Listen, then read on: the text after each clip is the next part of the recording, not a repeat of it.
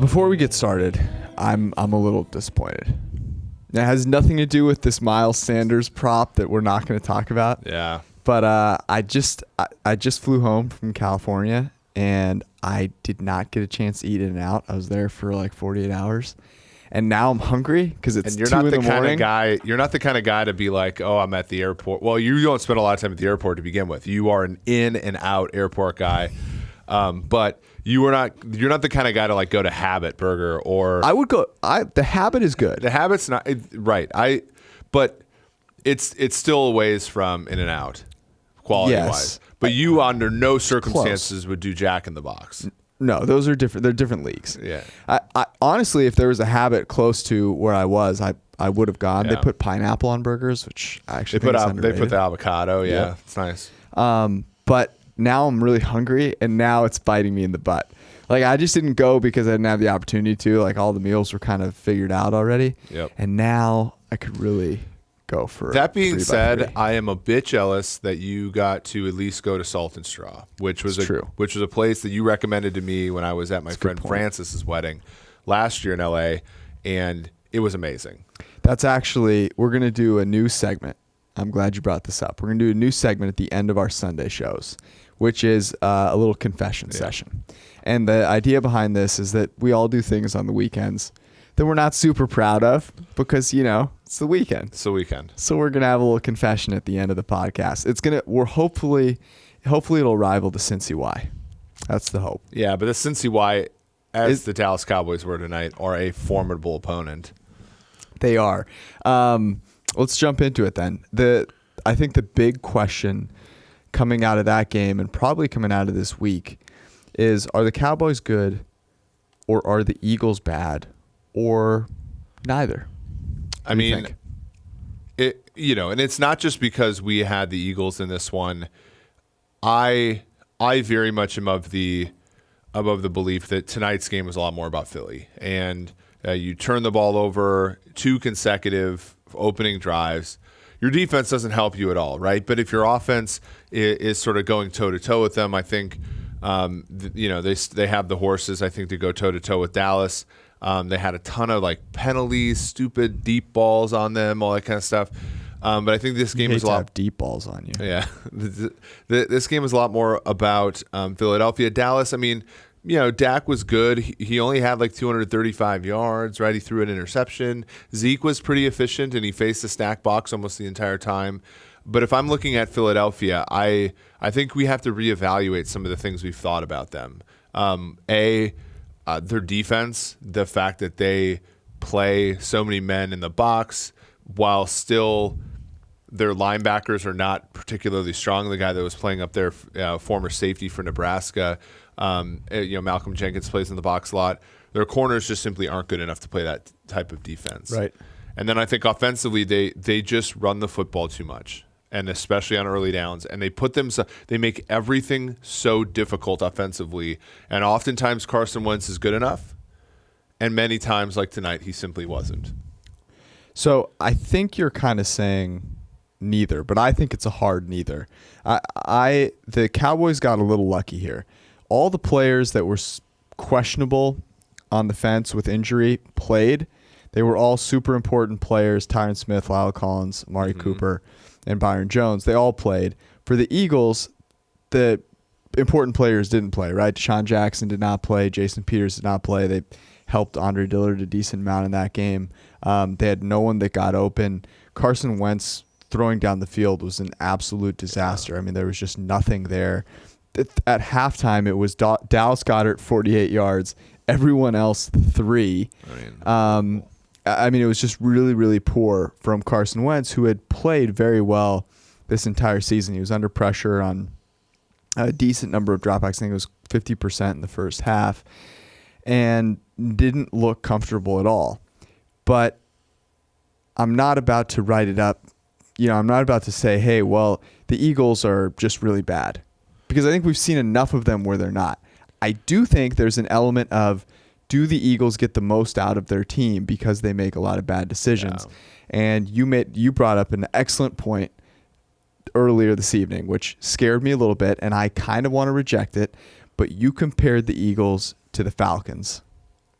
I think we're on, and you kind of push back, and I would. It hurts. I can understand. As a Doug Peterson apologist, it hurts.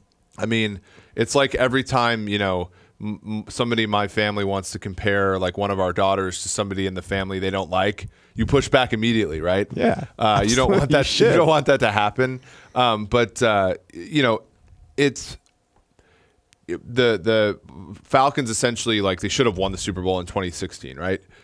And they were a cover machine that year. They covered every single spread, no matter how big, until that game. Eagles in 2017, now they got the money, they got a Super Bowl, but they covered spread after spread after spread in that season. Now, 2017 Falcons, we did okay betting them. It was our first year writing the column, but everything was hard. Everything was difficult, right? The Steve Sarkisian offense just, like, I remember week 17, we had Atlanta as our lock of the week. It was like -3, -4, -5. I can't remember, against a Carolina team with barely anything to play for. And the Falcons, like 5, it was like 19-7 it ended up being, but the whole thing was a huge sweat. Last season, I think last season's Eagles were even worse than that season's Falcons. I think the only time we backed Philly and they got us the money was against Houston. And then, last year's Falcons just went the wrong direction. There were a couple blips. They had a nice game against Washington.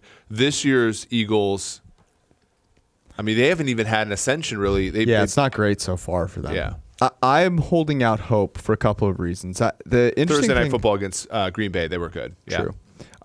I believe in Doug Peterson, and I think I believe that the reason that I think they have reasons for doing things, and the one thing I can't quite square is the running on second and long. They just do it incessantly, and I don't understand it, to be perfectly honest. They're not particularly successful at doing it.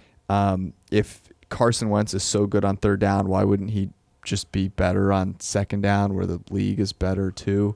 I don't think going for it on fourth down a bunch explains enough of that away, because you still want to pick up the first down beforehand. Yeah. Like, all these things, that's the part that's hard for me.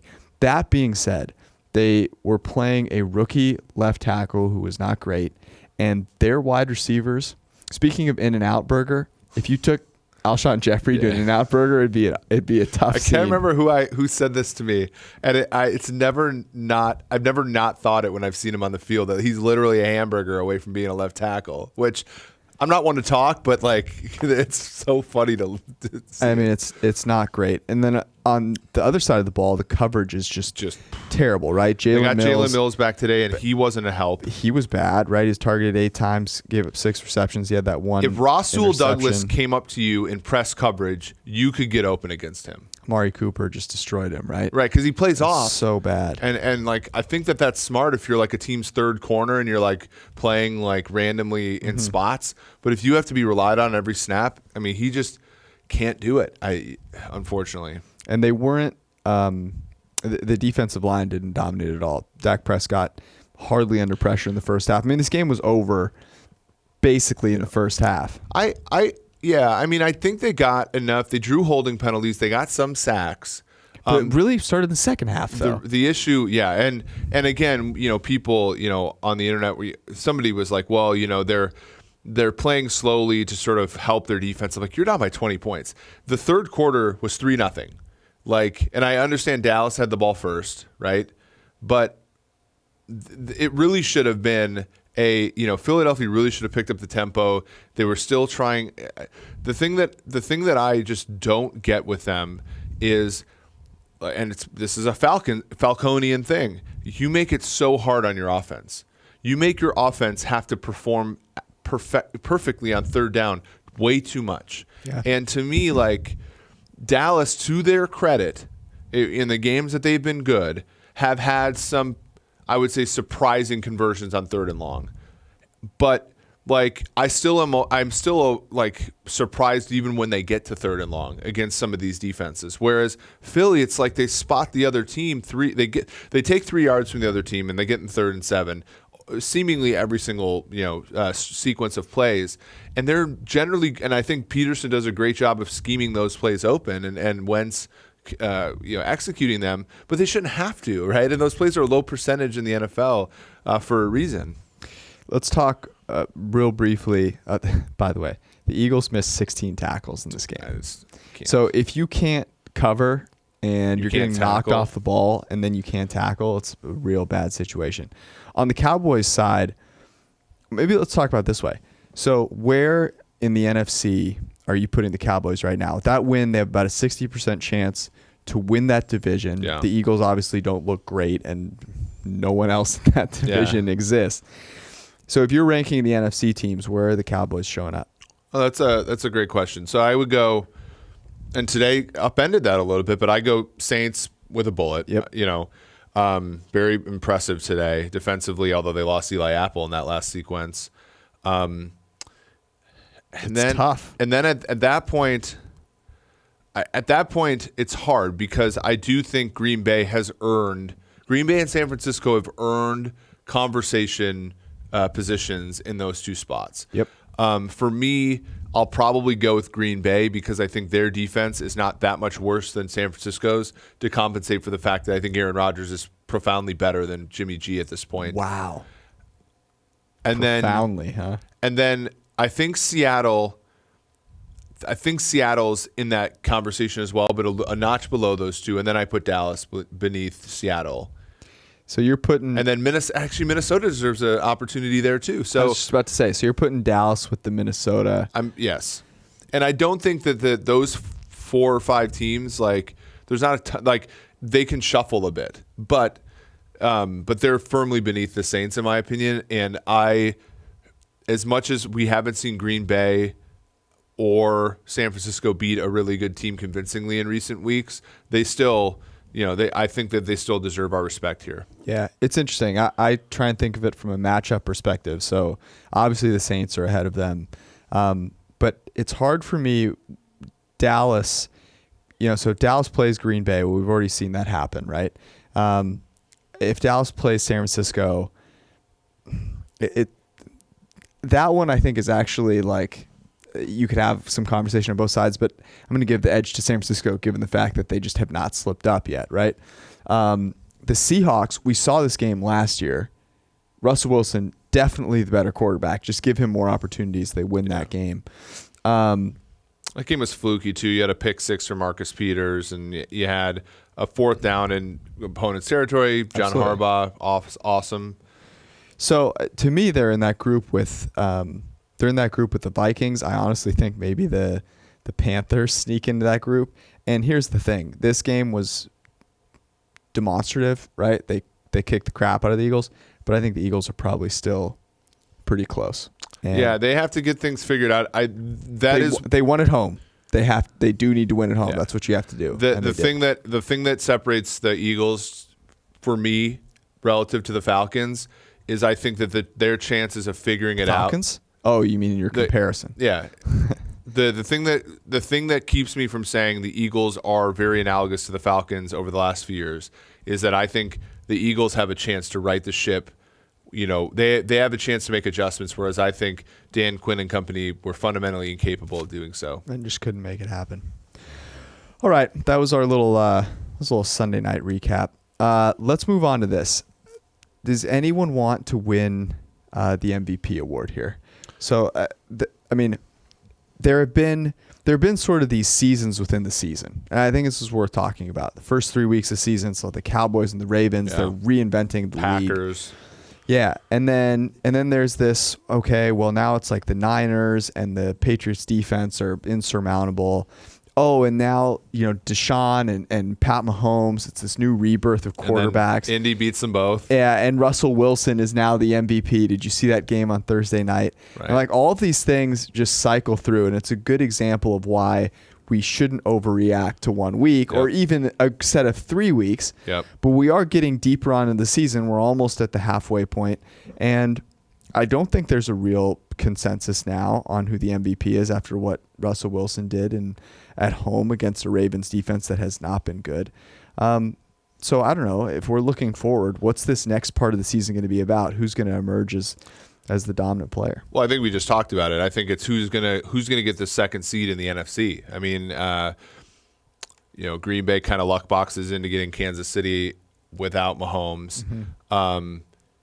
Seattle kind of fell, and we're going to have to ask the question, are they actually good over the next few weeks? Minnesota finally won a division game, finally won a division road game.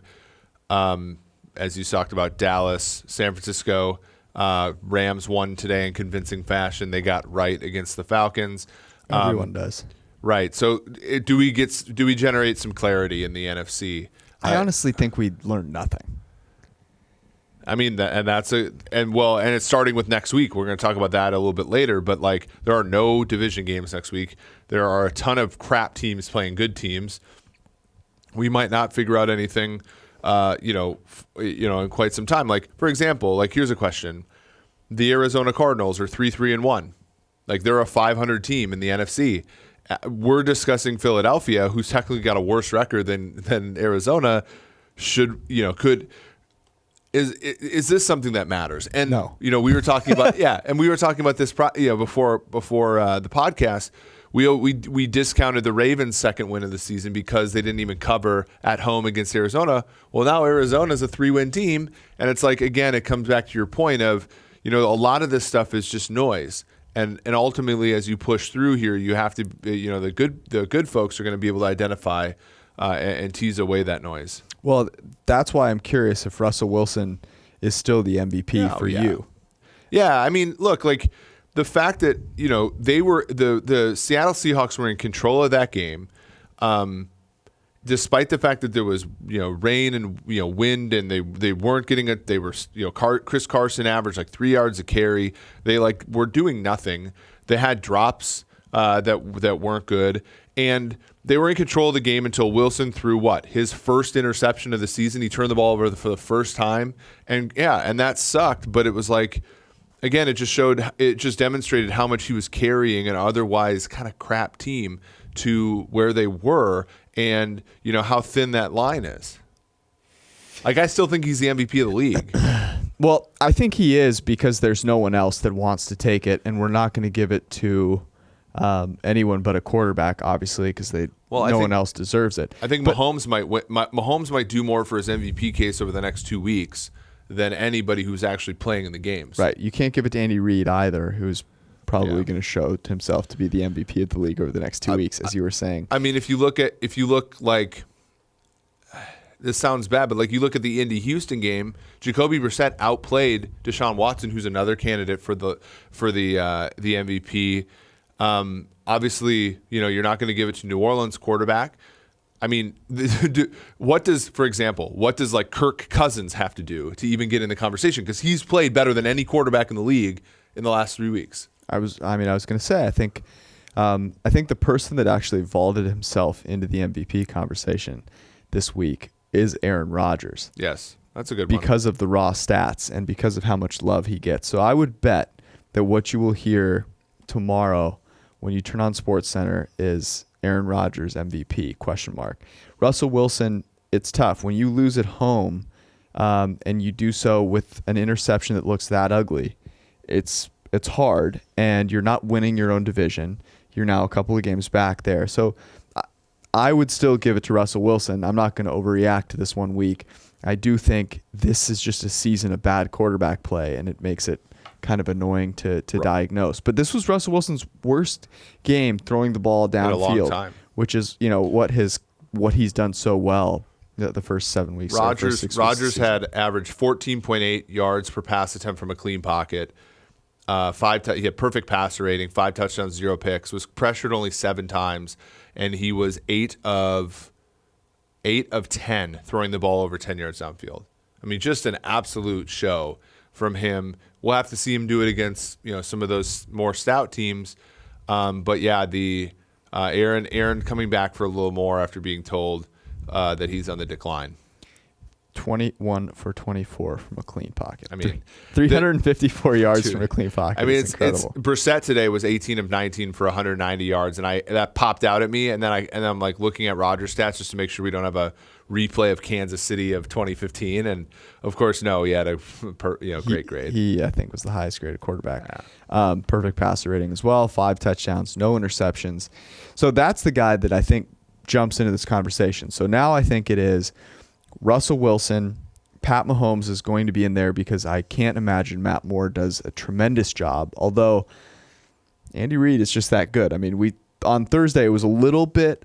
I was being serious with that. I would actually consider benching Mahomes for that. Not benching, but holding him out for that game because I didn't want him to get injured. And you do have a legit shot to beat Joe Flacco with anybody at under center. But Andy Reid is just that good. So Mahomes, Wilson, Rodgers jumps into the conversation. Is Deshaun Watson still in there? Is Kirk Cousins in there? Like, there's some guys that are on the fringe there. I just can't imagine at the end of the season we're handing Kirk Cousins the MVP award. Well, but at his very best, Kirk Cousins is a Matt Ryan-like quarterback. And we've seen Matt Ryan win an MVP award in an offense that was very cushy for quarterbacks. And that 2016 season for Ryan didn't start the prettiest thing in the world. And so far this season, we've had Kirk Cousins with 3 amazing games, 2 really bad games, and 2 kind of like, they kind of hid me games. I mean, they have now, 9 games left. If he continues to do what he's doing, and they go 12-4 and win the NFC North, get the 2 seed. I mean, yeah, it's good. We'll all be eating crow, but it would have been, it's probably something that he's capable of. All right, we're going to transition from MVP to LVP. Mitch, who? So I'm just going to ask you this: who do you think the quarterback of the Chicago Bears is going to be next season? Because I have some thoughts. Yeah, I mean, well, that's the interesting thing because there's some quarterbacks right now who are likely not going to be back with their teams, right? They're going to be like this year's version of Ryan Tannehill. So it's like Mariota, right? Mariota's he's currently being benched for Ryan Tannehill. Jameis Winston's another. Josh Rosen's another. But the one that I'm thinking about is the guy that beat them today. It was Teddy Bridgewater. If Drew Brees plays another season, there's a good question about whether or not Teddy Bridgewater is going to want to continue to have that heir apparent promise that he has with Sean Payton. And the Bears could do a lot worse than Bridgewater. They do a lot worse than Bridgewater. Well, they currently have someone that's worse. That's why we were vehemently liked the Saints this week, and so did the math, and it made a ton of sense, right? Far better quarterback with a better team. And in hindsight, it was a way better edge for us, and I think that's because it closed higher. But that should have been our lock. But hindsight's 20/20. Anyways, we didn't know that Trubisky was actually this god awful. Like, he was really terrible in this game. And the weird thing about this game, I'm going to tell you who they should replace Trubisky with in a second. But what was really strange about this game was that I've always felt Matt Nagy protected Trubisky with his play calling, right? He always had, he never said, "Hey, Mitch, put us on your back here, Mitch. Take us to the promised land." And in this game, it felt like he was sort of throwing him into the fire. It was like, "Oh, we need a conversion. Instead of this gadget play that I know is going to work, you make this tough throw down the field." And it just was not happening. I can't remember. I'm sure there were at least 1 or 2, but I can't remember a Mitch Trubisky throw 10+ yards downfield that was close to being caught. I just remember laughing a number of times when he was attempting to do something today and did not pick up a blitz to save his life. He was 8 for 17 when blitzed. He was blitzed 19 times. That's a lot. And it's something that is continuous. He has been a guy that people just blitz nonstop, and it doesn't really matter. 5.5 yards per pass attempt when clean, 3.4 and 2 touchdowns. When pressured, he was pressured on 22 of 54 dropbacks. Here's the question I have, which is maybe gonna kind of be triggering here. They didn't run the football at all in the first half. They had Tree Cohen, I believe, had 3 carries. Montgomery had 1. Well, that's exactly. They hung Mitch out to dry. Were you listening to what I just said? It's just like, what the like? Is Nagy trying to end this thing quickly? Wow. That's what the thought that came to my mind is. Right. Well, is he trying to prove a point? because he told them to shut the F up on the sideline like 2 weeks ago, right? And like, I can't see another reason, because if you thought, okay, this is a guy I need to like nurture. Okay, well, I just drafted running back in the 3rd round or whatever. I got Tariq Cohen. I got all this stuff. I got a decent offensive line. I'm gonna run the football. Yep. I'm gonna throw screens and stuff. And they kind of did, but it was mostly like some BS. But like, no, he's like, look, Mitch, you're either gonna be our quarterback or we're gonna suck. That's also the place where you can take advantage of the Saints' defense, right? And Yes. you have to be able to throw the ball to win football games in the NFL in 2019. Yes. Even as bad as 2019 has been for quarterback play. So next season, the Chicago Bears at quarterback. Now, Teddy is a nice one because he's cheap. But in Chicago, you cannot replace a number 2 overall pick with Teddy Bridgewater. Look how much you've grown. I totally thought you were going to say he's cheeks, and instead you said he's cheap. So you have come around a little bit. That says more about you than me. You have come around on Bridgewater. I would never speak about cheeks in a derogatory term. Okay, but I feel too kindly about them. You and I are diametrically opposed on Bridgewater. Yep. And you have come my way a little bit. Well, he outplayed Mitch by 1,000 times in this game. Anyways, I'm going to get to my point here. You can't replace a number 2 overall pick with Teddy Bridgewater. It just won't stand. And Teddy Bridgewater is not actually good enough in his ceiling to make a difference here. So they've already leveraged everything. They can't rebuild through the draft. The quarterback for the Chicago Bears week 1 of 2020 will be Cam Newton. And I'm very excited. I'm very excited for all the hype it's going to get. If Cam Newton is right, the things that Matt Nagy, I think, could diagnose for that offense or come up with for that offense would be fantastic. The receivers, Allen Robinson is a perfect guy for Cam Newton. Allen Robinson is everything that skinny Kelvin Benjamin was hoped to be, right? And he's never was. Speaking of cheeseburger away, by the way. Exactly. There's no away. He's on the continuum with Jeffrey. Jeffrey's like a little bit. You know, when you go to Chuck E. Cheese, there's like a ball pit for the kids. Dude, it's the most he's sitting in disgusting one thing of full all of time. hamburgers. That's what he's in. Can we pause for a second? The ball pit. Can you imagine willfully going in that No. at this point in time of your life? Can you imagine how disgusting that is? Absolutely not. But as a kid, You went all over. The fact that I didn't die of something, the fact that all children haven't died of something is amazing. So that's where I think the Bears will go. And I'm not trying to take a victory lap here on Trubisky. He was absolutely terrible in this game and has been very bad all season. And actually, Bears fans have been very quick, I think, to be like, it's look, honestly the most bad. It's honestly the most frustrating thing in this entire, like, because they were vociferous. I went back to one of our videos that we had done. Oh, they were ruthless. And then they turncoated. Mitch has started 4 games this year. Right. I mean, it hasn't taken much, and like, good on them for responding to evidence. But the evidence existed prior to last year. Yeah, is all we'll say. I'm growing up, and I'm being charitable and compassionate here.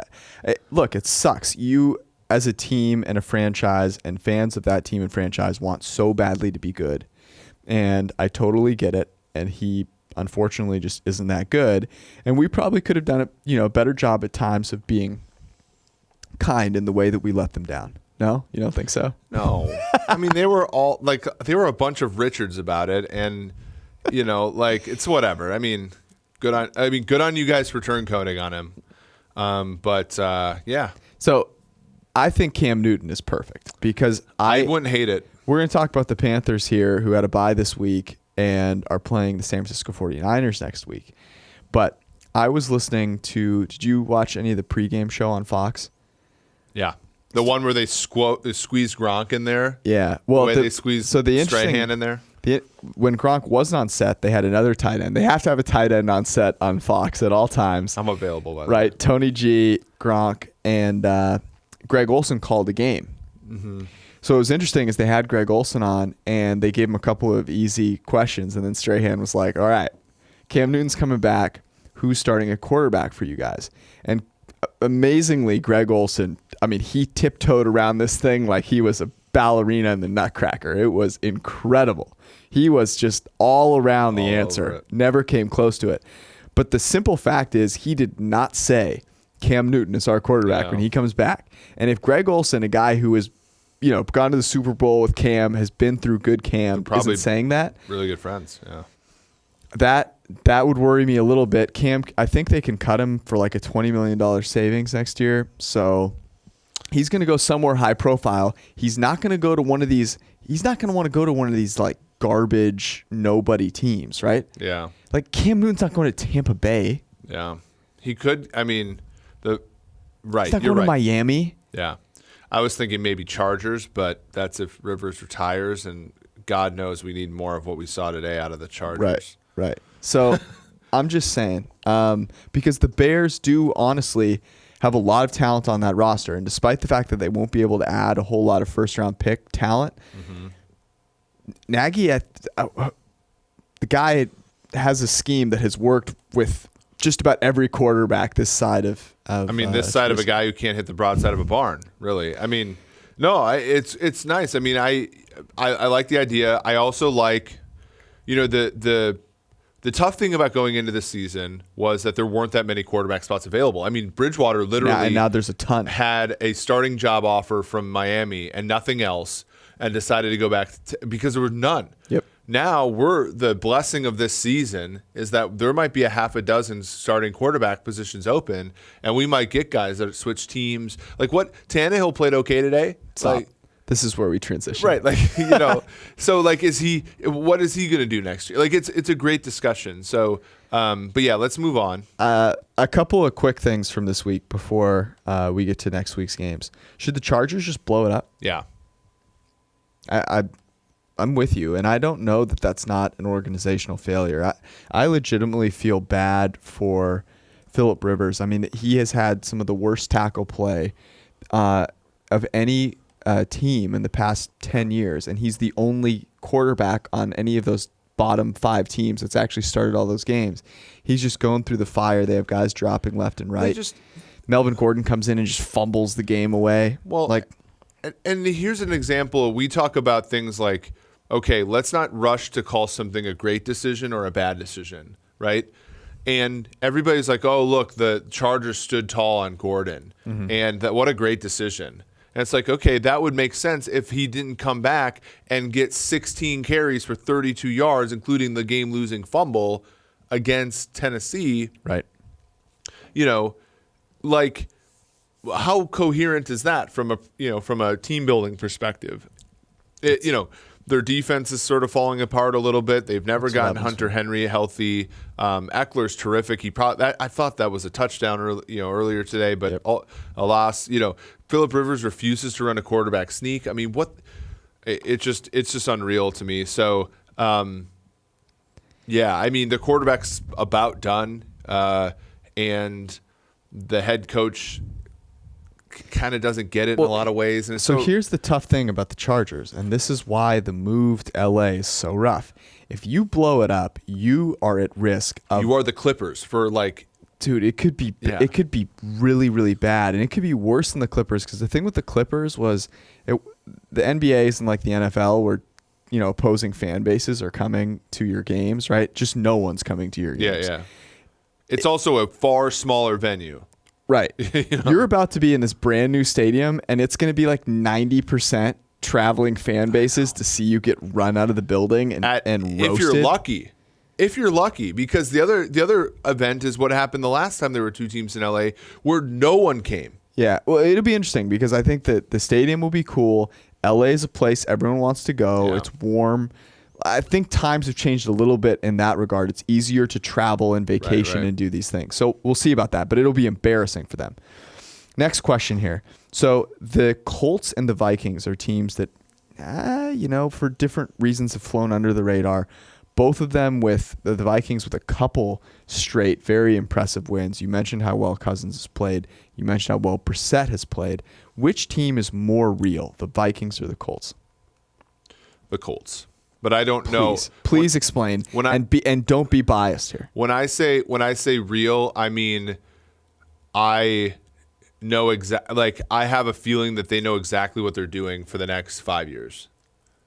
Was what I mean when I say real. Okay, but I'm talking about this season. I I still think the Colts, and it's because the AFC is so much easier of a road. Yeah. The Patriots are one key injury away from being irrelevant. We've already seen how close the Chiefs are to a irrelevancy, right? Right. They just beat Houston. And other than that, the AFC is just a complete trash fire. I mean, all these teams, the Steelers have a chance to still make the whole AFC is a joke, other than those 4 or 5 teams. And well, you're dead on, right? So if these two teams played each other, the Vikings would be win. favored. Yeah, they would be favored. But for this reason you just said, it's we had this conversation last week where it's who in the AFC is going to challenge the Patriots? The Texans. Yeah. And I laughed at you because I was like, that's exactly my point. If your answer is the Texans, get out of here. Yeah. They're not they're the Texans. And the Colts have a guy in Frank Reich who he is in that league where it's no matter what, this guy's going to come up with something. They're just not going to be an easy team to knock down. And honestly, in the AFC, that just may be enough. Well, and just look at where the Vikings have to be. I mean, they face Washington this Thursday, but aside from that, they go to Kansas City, which won't be easy even with Matt Moore. To Dallas, we saw Dallas play tonight. Home to Broncos, at Seahawks, and then home to Lions, who gave them a game today. You look at the Colts schedule, they faced the Texans on basically the weekend of Thanksgiving or right before then. Prior to that, they go Broncos at home, at Steelers, home to Dolphins, home to Jaguars. Yeah. I mean, the AFC is a weak sauce conference, and so the Colts, if they're not careful, could get out to a 8-2 record, and at that point they're jockeying with Houston and Kansas City for a first round bye. Speaking of Kansas City, I don't think there's a team that won more in some ways than they did. Again, just because of the fact that last week, after losing to Houston at home, there's questions about, are they still one of the top 2 teams in the AFC?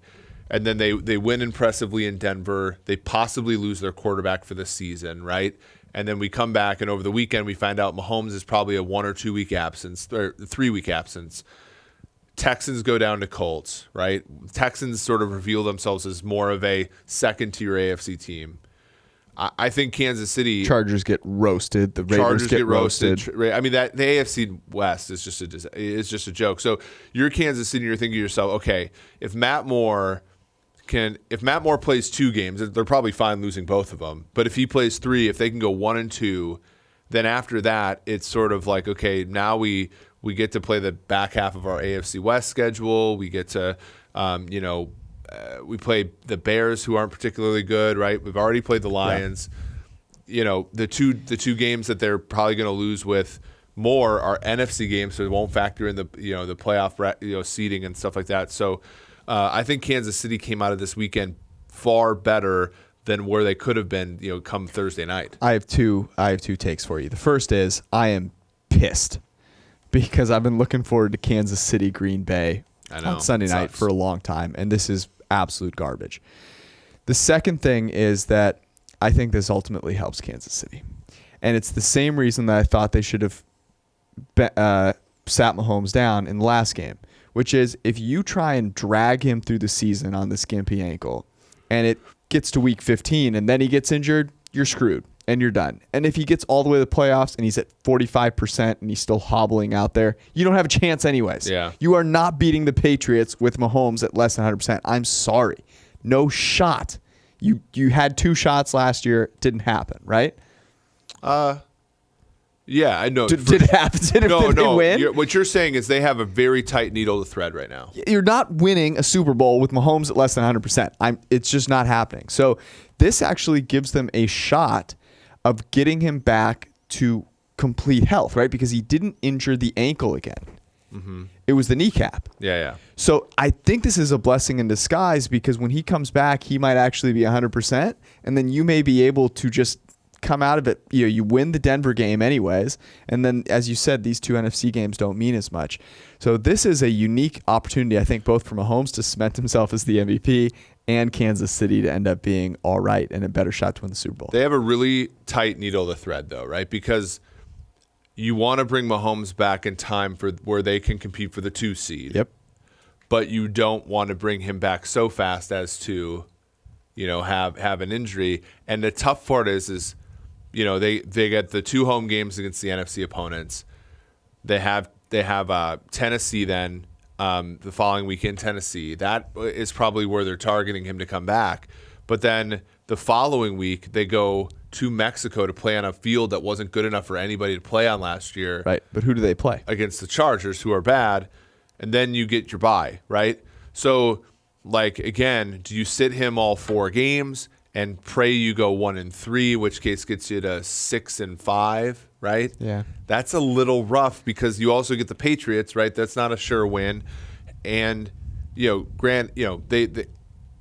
they're not a perfect team, right? So they can't just be banking on, the last 4 games of the season, we're going to go 4-0 and we're going to be 11-5, and that's generally going to be good enough to get a bye. But some of the teams they're playing are really bad. The Titans and the Chargers. Like I said, it's a tight needle to thread every single time. It would be super interesting to watch.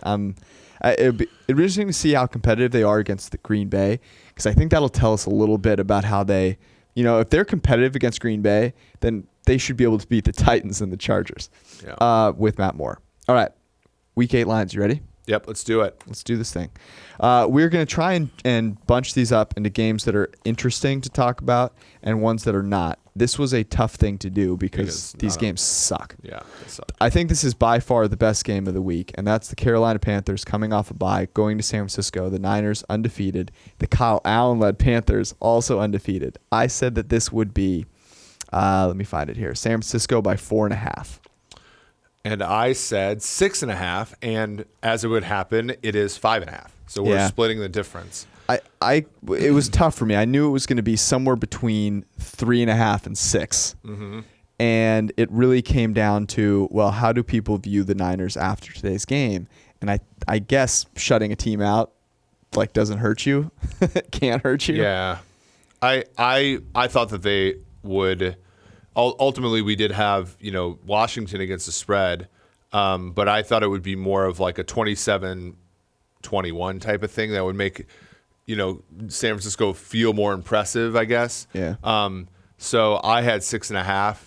I could see your 4.5. I also am not bought in. As much as I'm not bought into Garoppolo yet, I'm not bought in on Kyle Allen, and I think Carolina, while good and certainly better than I thought that they would be, I don't think Carolina is in the class of San Francisco. And so, honestly, at 5.5, I kind of do like the Niners here. Interesting. At ATS. I'm on the other side. I have failed to see the Panthers as being a above average team, I guess. Yeah. The entire season, and they continue to prove me wrong. And the Niners, it takes so much to win every single week, right? They keep kind of emptying the tank in situations that are hard. The Panthers will be rested, and Christian McCaffrey comes back to the Bay Area. I could see him having some crazy, 250 all-purpose yard game. 5.5 seems like kind of a lot to me. Interesting. Okay, we'll see where Green Line comes out on it. I think it moves down. Okay, let's look at Philly Buffalo. So the Buffalo Bills has that come out yet as a managed line? to not cover. I can check here. That game, by the way, can we talk about how big of a? I literally was sweating. I was sitting next to you, literally sweating through my shirt when the Dolphins, Fitzpatrick fumbles it. I believe in terms of sides this year, Green Line had not shown an edge higher than what we had on the Miami side. Miami driving in to score a go-ahead by 2 scores touchdown. Yep. Fitz throws a pick. Buffalo goes the length of the field. They get up by 10. Fitzpatrick drives all the way down. We're just praying for not a pick 6. Yep. Fitzpatrick runs it in for a touchdown. Micah Hyde runs back Fitzpatrick fumbling that ball laying on the 5-yard line for what seemed like 30 seconds. Not great. But ultimately Miami covered. Buffalo was not good enough to cover against Miami. They should have never been 17-point favorites to begin with. I see a line here. Okay. So it's different than mine. I have Buffalo as a 1.5 point underdog at home. I'm the same as you. Oh no, I have Buffalo as a 1.5 point favorite. Yeah, that's what they are. Yeah. And I wanted to curse very badly there. Yeah. Well, I think people like Buffalo. Yes. And I think it's fraudulent. I don't think they should be getting the full home field advantage. And yet at the same time, I think you and I both agreed that Philadelphia would play better today, and they didn't, despite us specifically asking them not to. Right. And so that's why I was at the -1.5. I would say if I'm looking at this game, I need to see Philadelphia do some non-Falcon-y stuff for me to think about a side here. Yep. I'm guessing Green Line's going to be on the side of Philly. But because Josh Allen is bad. We're in such a dead zone, though. It might be one of those where, we don't see it. We don't show an edge because there's so much uncertainty around that 0 point. So it'll be interesting to see. Yep, I'm with you. It's a game that I'm not particularly excited to watch, to be honest. It's just, I don't know. I'm turned off by the Eagles right now. Speaking of two teams that we're turned off by, the Chargers go to Chicago. I assume Mitch Trubisky will be starting this game. Maybe. What do you have for this one? I said Chicago -2.5. Interesting. I have Chicago -4. And we are both wrong because Chicago is -5.5. And this is me going in here and wagering on the Los Angeles Chargers of Anaheim because the Chargers are better than the Bears. Wow. They just Yeah. They just lost to Ryan Tannehill and the Titans. Yes, but in a way, to me what's the spread if the Chargers punch the ball in against Tennessee on the road today? Maybe a point lower. Yeah. In any event, I'm getting the 3. The Chargers got blown out by Joe Flacco and Duck Hodges. Yeah, both of those quarterbacks are better than Mitch Trubisky. So the home road thing is irrelevant because the Chargers don't have a home field advantage. The Bears defensively have given up Flacco, Hodges, Tannehill. Yes, the Bears have given up over 28 in the last 2 weeks to Derek Carr and your guy Teddy Bridgewater. Yeah, the Saints are a great team. No.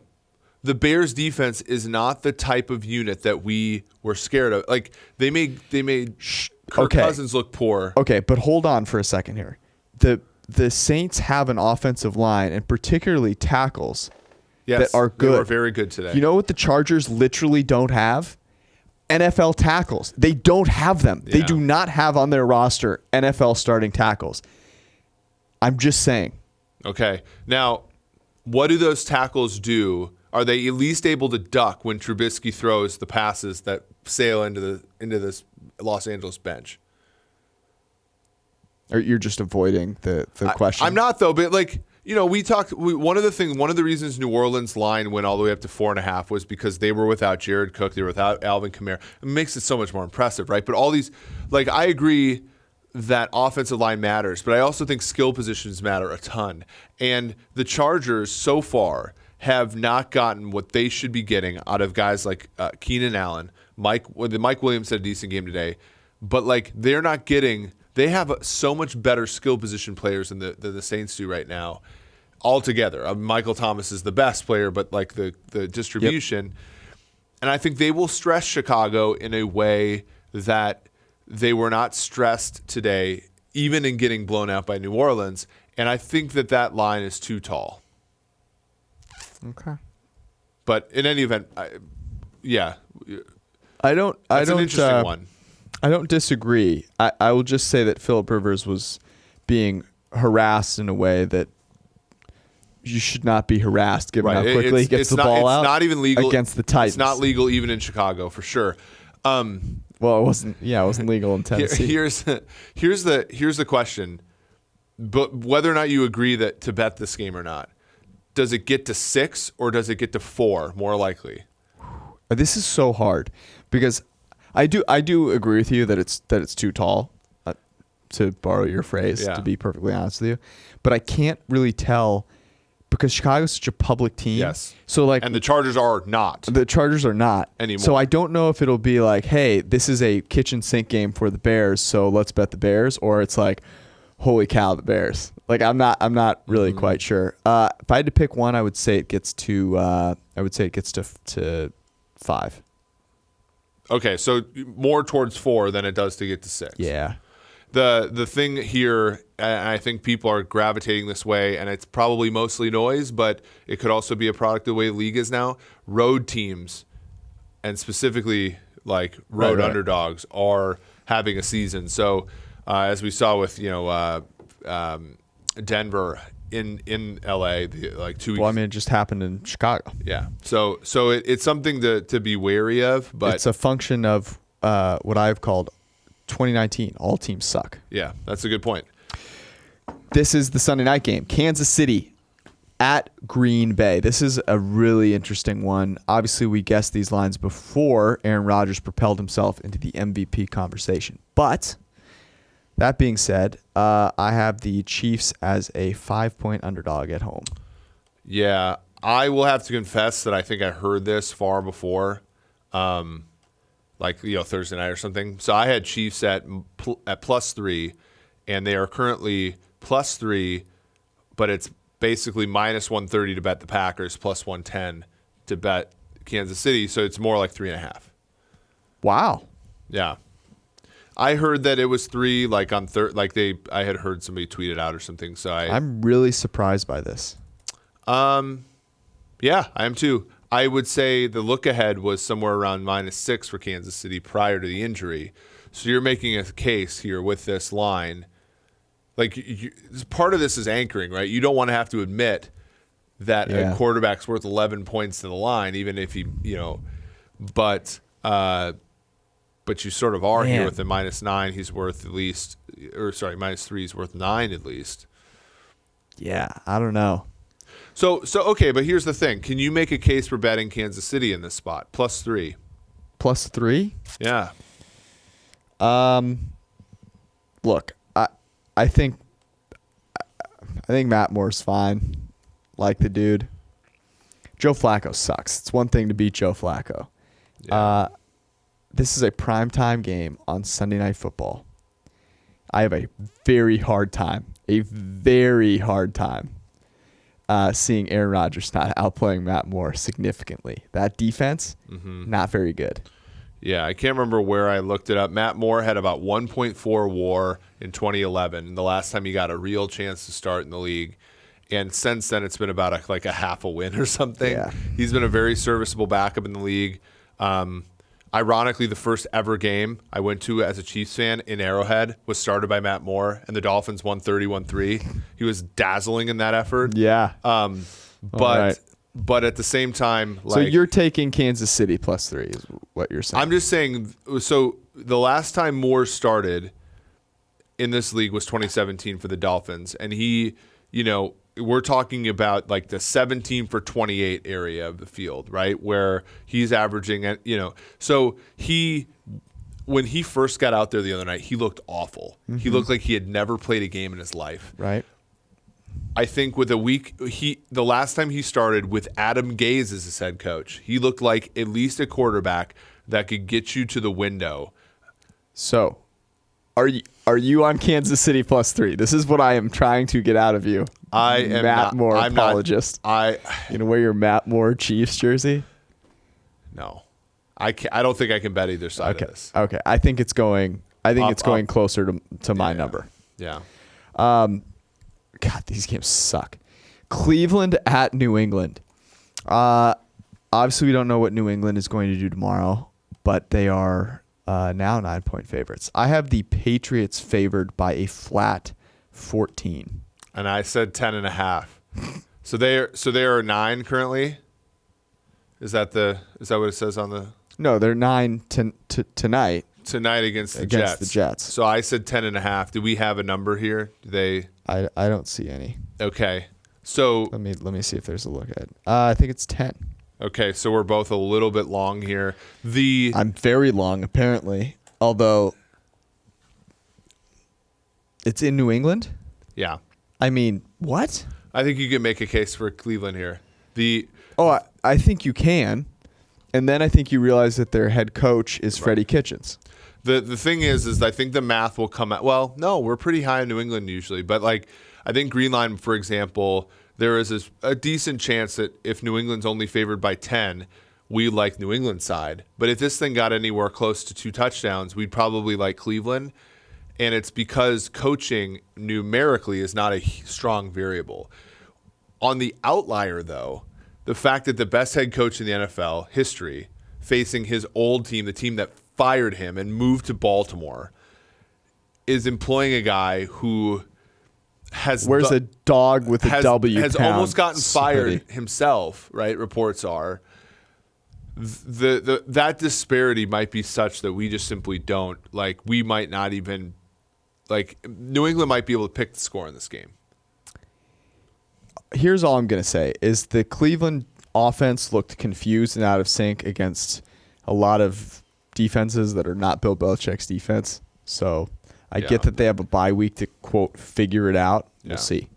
That game could get ugly. Very. Arizona at New Orleans. The Kyler Murray show, he was not very good in this game, but they were good enough to beat Daniel Jones, who was also and that number not good at all. That number moved out towards Giants. So it was an example of, if you look at PFF Green Line on a game day, sometimes market movements can open up a spot that's profitable.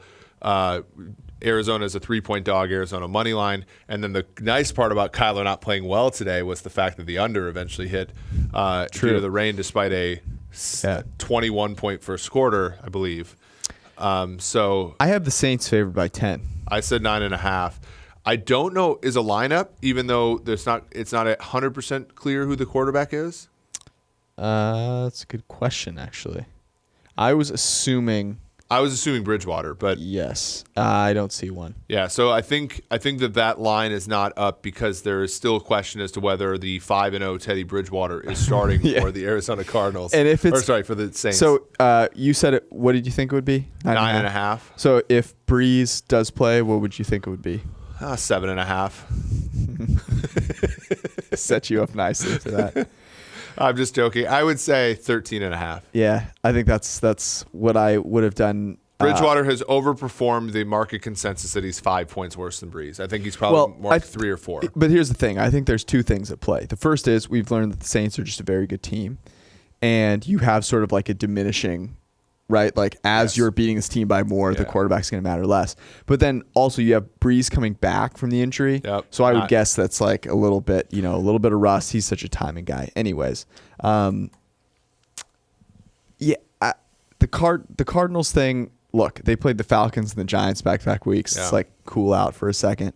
On the Saints side of things, my God, this has been impressive. Sean Payton has got to be coach of the year.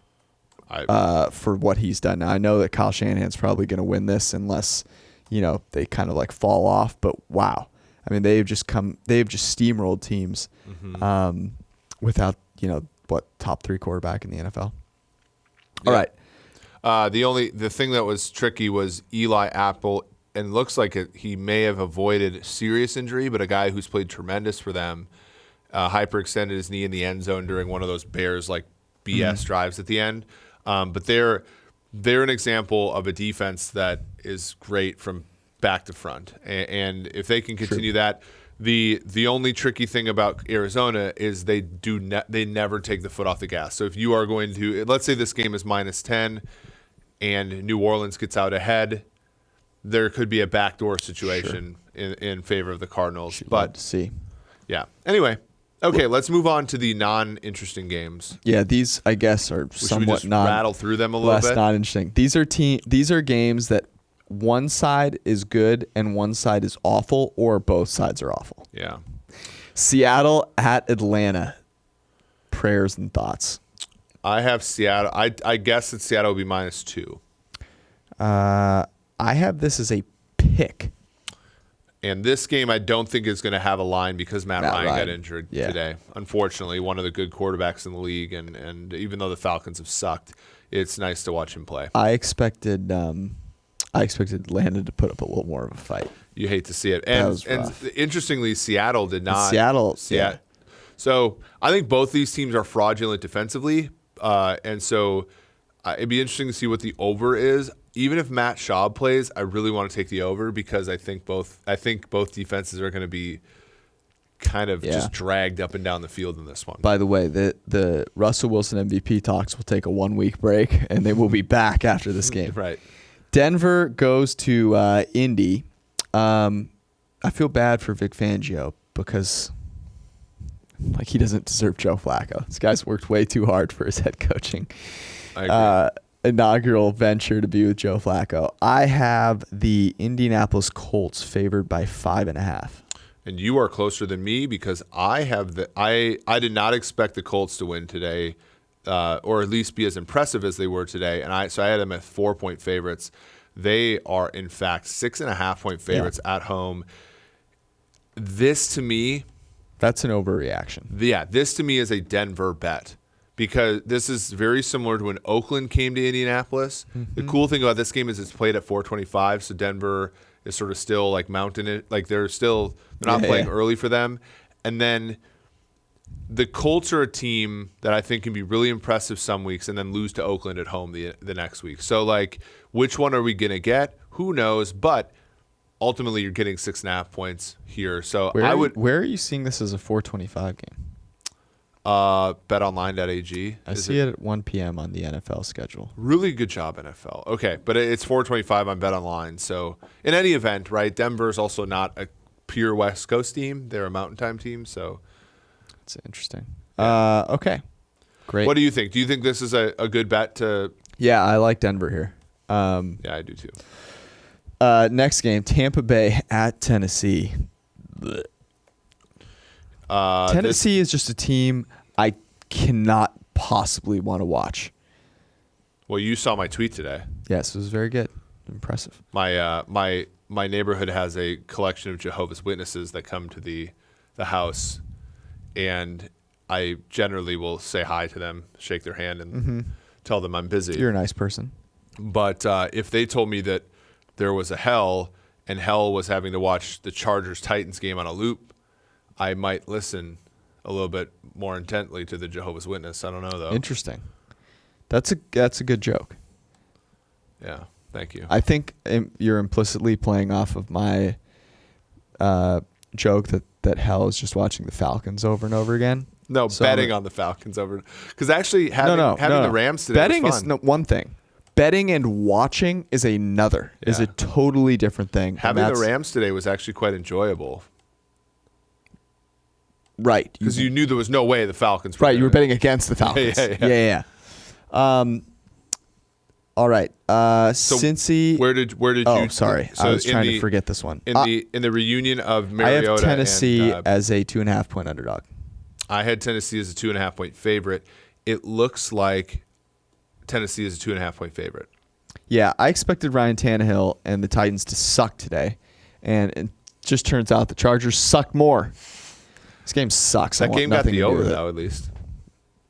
There's so many bad teams in the NFL. I'm going to start watching college football. Any good teams there? Stop. No, there aren't. Virginia Tech, UNC was a great The NBA starts soon, thank God. We start grading NBA players. London gets a real winner. Cincy and the Rams. Zach Taylor. Is that right? That game's in London? Yep. Okay. Well, I actually didn't know that. So I had Rams as 14.5-point favorites. And I have the Rams as 10.5-point favorites. And we split the difference. It's 12.5. So that's basically the London home field advantage going away, right? 12.5 to 14.5. Yeah, I guess. God. Well, at least who's okay right now? If you switch the quarterbacks, Cincinnati and LA, what would be the outcome? If you gave Dalton to the Rams, would they still be 4-3? Kind of a disappointing 4-3. Yeah, I think Dalton's worse than Goff. He was bad today. They almost had the cover today. Here's the thing. Blew it. Here's the difference between Dalton and Goff. If you show up to the huddle and Andy Dalton's there, you're just like, I'm done. Jared Goff at least is like, he's a charismatic enough guy. He's a younger dude. He gives you some hope. There it is. Okay. Dalton, no hope. And I do think that that's a huge difference between some of these quarterbacks. Is some of them are young enough where there's a hope aspect to it. Yeah. And otherwise. So if Goff is playing for the Bengals, have they won a game yet? No. Okay. They're horrible. They're bad, and they still almost covered and maybe even won outright that game. It got away from them at the end. That's crazy. Yeah. So maybe the Jaguars are a little bit overvalued. Okay. G-Men, New York Football Joneses are playing the Patricias, the Detroit Lions, who, man, they had a chance, right? Like they obviously got very unlucky against Green Bay. Their offense still, I think, looks very solid. And in this game today against the Vikings, Darius Slay gets injured. The Vikings are weird because if those receivers have any sort of advantage, it's over because they're so much better. Yeah. And they just couldn't find a way to cover these guys. And the Vikings also started running a lot of they ran a decent amount of play action. Yep. And it worked, obviously. And Kirk is just absolutely dominating on play action. Detroit really has had sitting back there. Detroit's had a hard time getting pass rush recently. And I think it's not good. Yeah, not having guys like Mike Daniels healthy, not having guys like Deshaun Hand, healthy, and then also really trying to manufacture pressure from the edge, like the Patriots do, but just doing it worse, is going to get you in that spot. I had Detroit as a 6.5-point favorite, though, at home against the Giants to sort of get back to 500. What did you have? That is exactly what I had. And it is Detroit -7. So maybe a no play here since we sort of liked Detroit at that, kind of that same number there. Yeah. Giants aren't great. We could talk about this on Thursday, but Daniel Jones is not. Daniel Jones had a nice second half against Tampa Bay. Aside from that, he's been very bad. You're telling me that getting excited about someone for one half of play against Tampa Bay? Exactly, but the people I had friends saying look, this proves that the Darnold not drafting Darnold. It was worth it. Yeah, and Darnold goes out and balls out against Dallas. And Jones. That's why you can't overreact to any of this. Nothing matters. Yeah. The Jets and the Jaguars, Darnold and Minshew.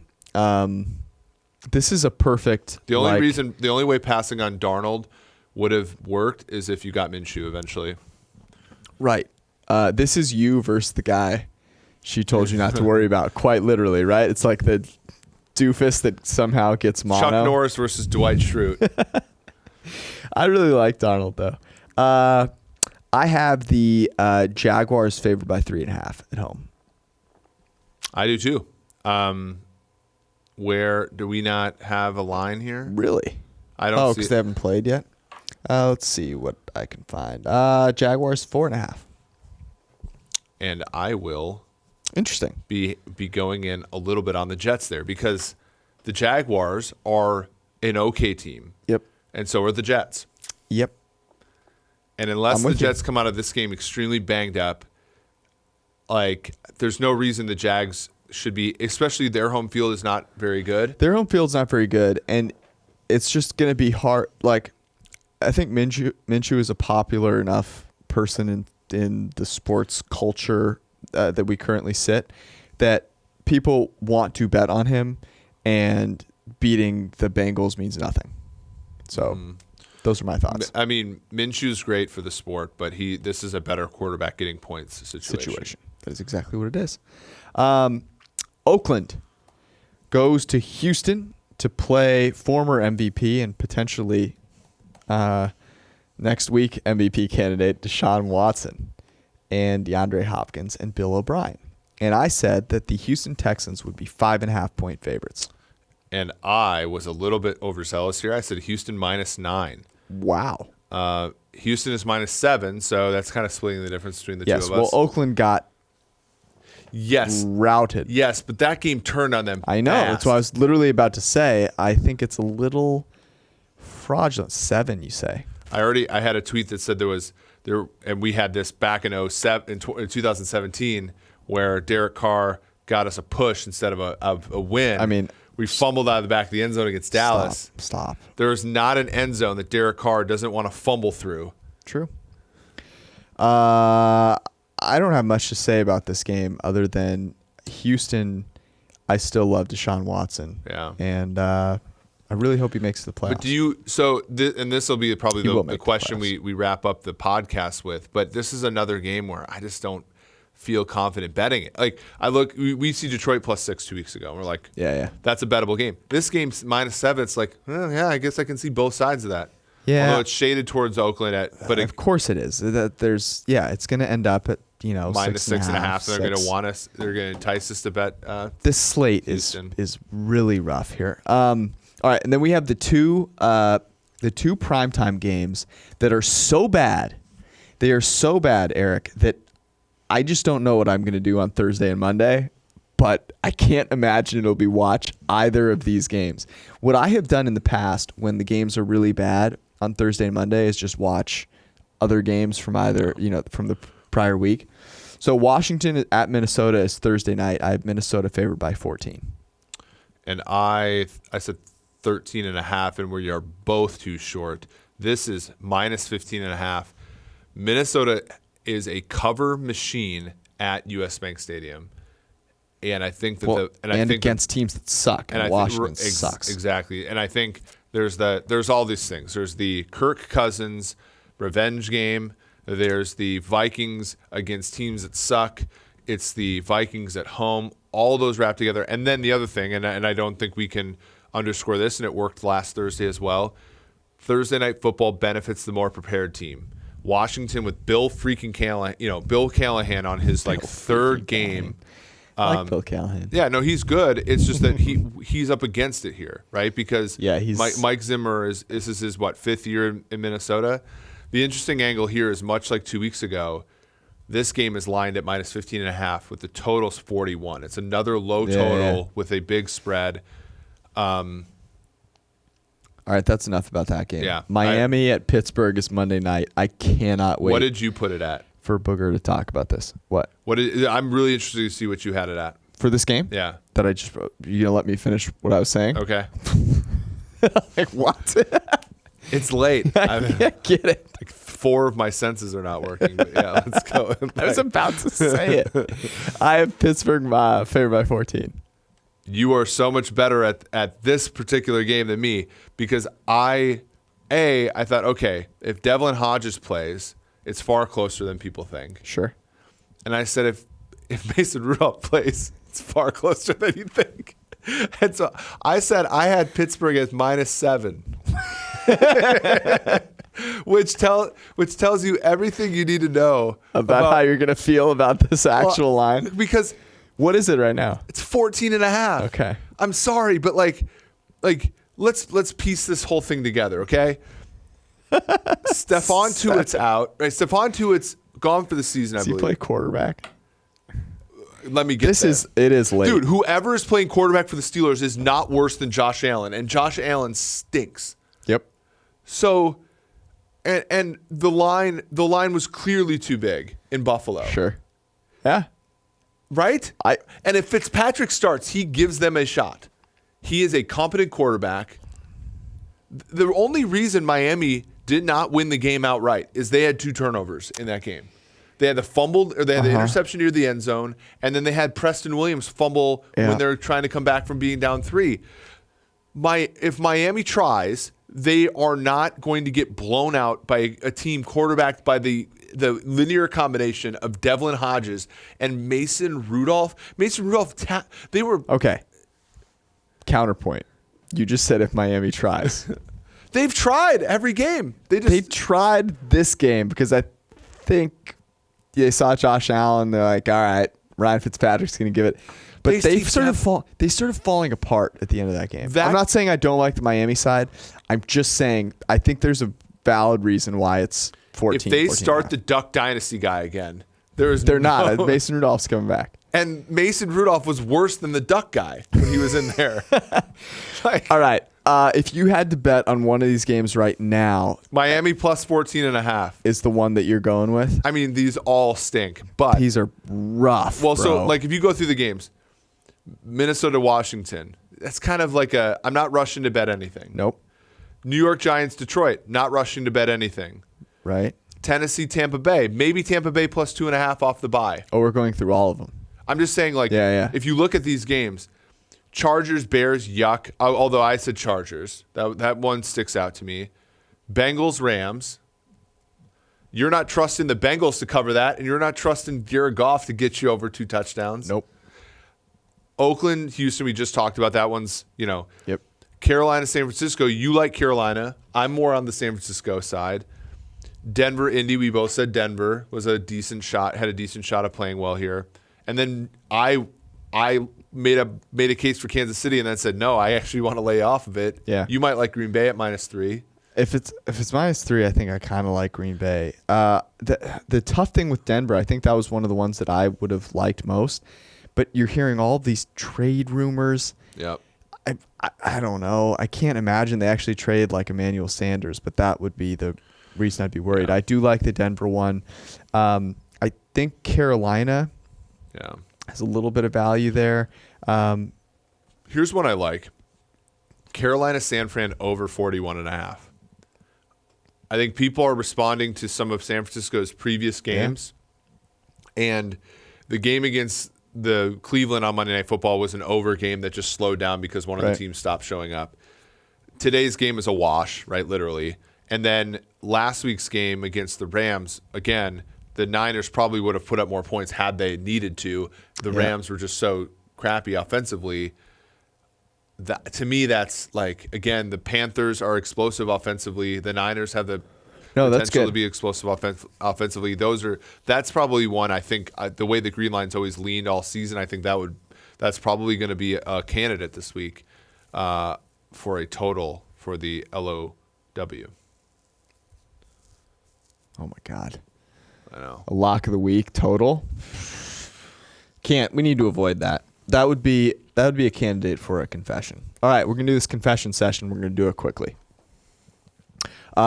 I have a confession from my trip that has to do with eating some ice cream. So you know that I love ice cream, but very good ice cream. Yep. And there's a place called Salt and Straw. It's on the West Coast. I think it's originally from Portland, Oregon. A couple in LA, 3 in LA. They just opened one up in the Bay Area where I was. So I had to go. And you wait in line for a while. By the way, people walking by lines and making fun of people for waiting in lines is like heroin to me. Some guy said, "Oh, this line is pathetic." And I looked at him and I go, "You're pathetic." Anyways, so waited in line, totally worth it.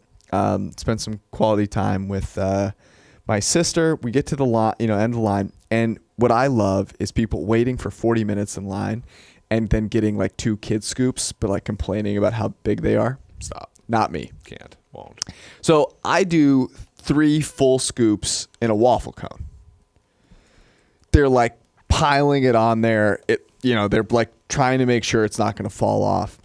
Lady at the cash register is like, "Are you serious?" And I was like, "Yes, I'm serious. Are you trying to shame me out of eating this ice cream?" What's wrong with you?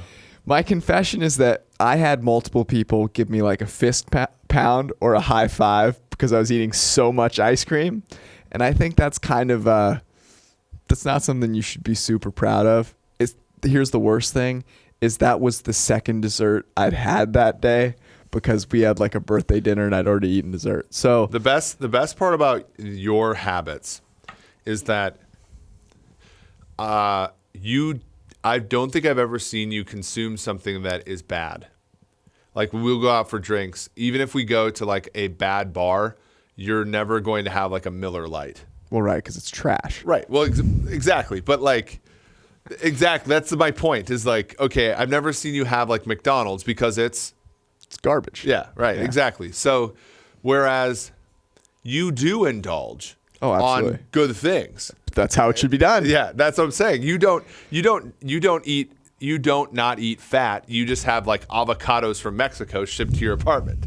So like that's you. See any avocados out here? Yeah. Cincinnati avocados. Yeah. So, but you can attest this place has great ice cream. Yes, it's amazing. It's fantastic. Yeah. Now I'm gonna let you know, they can ship it to us.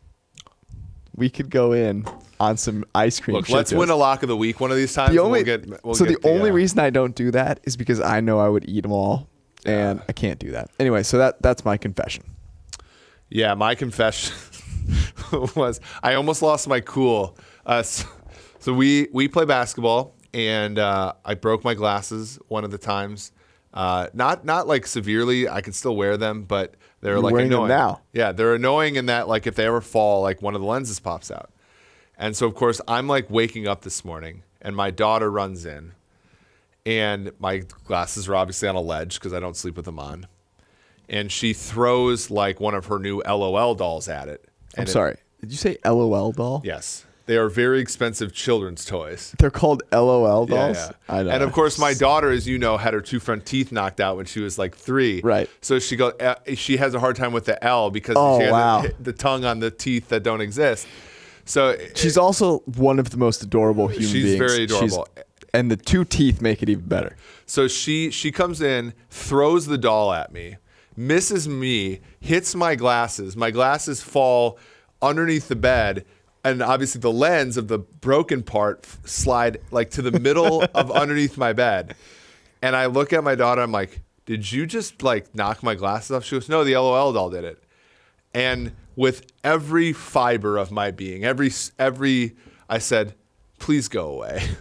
And I didn't yell at her. And I think that like supernaturally helped us today in our picks. Interesting. I thought you were going to actually get mad. You kind of worried me there. No. That you were going to actually get mad at your daughters, which would very much surprise me because you are incredibly, you exhibit self-control with me very well. So I imagine that with your actual daughters, you do very well. If I raise my voice with somebody, you have seriously bleeped up. Yeah, you've really screwed up. So, and I don't think I haven't. LOL doll. Do they still have like Cabbage Patch dolls? Yeah, nah. What does an LOL doll look like? I honestly didn't have my glasses on, so I don't know. I just know that they cost a lot of money. Jesus. But how much is a lot of money? I'm just like legitimately curious how much these dolls cost. Well, like for a kid's toy, like because you could say $2 and be like, yeah, that's a lot of money. Dude, well, so like a Build-A-Bear, by the time they get you, is $50. I'm done. I'm never having children. But like an LOL doll is like $25, and I can assure you the $50 you get at Build-A-Bear is a way better value. The Build-A-Bear people's commitment to getting to separating me from my money is so impressive. This is going to be a rough. It's not good. Yeah, you. Oh man, you hold on for dear life. Hopefully we've graduated the podcast by then, because I'll have way too many confessions. We got to sell some more manscaping underwear. Jesus. All right, that was our show. We'll be back on Thursday for week 8. Yep. Thanks for listening, and we'll see you guys later. Peace out. Thanks for watching the PFF YouTube channel. And if you want to subscribe, all you have to do is push the button. Don't forget everything you get. A little fantasy, push the button. A little green line for the gambling aspects of the game, push the button. College football, push the button. The YouTube channel from PFF.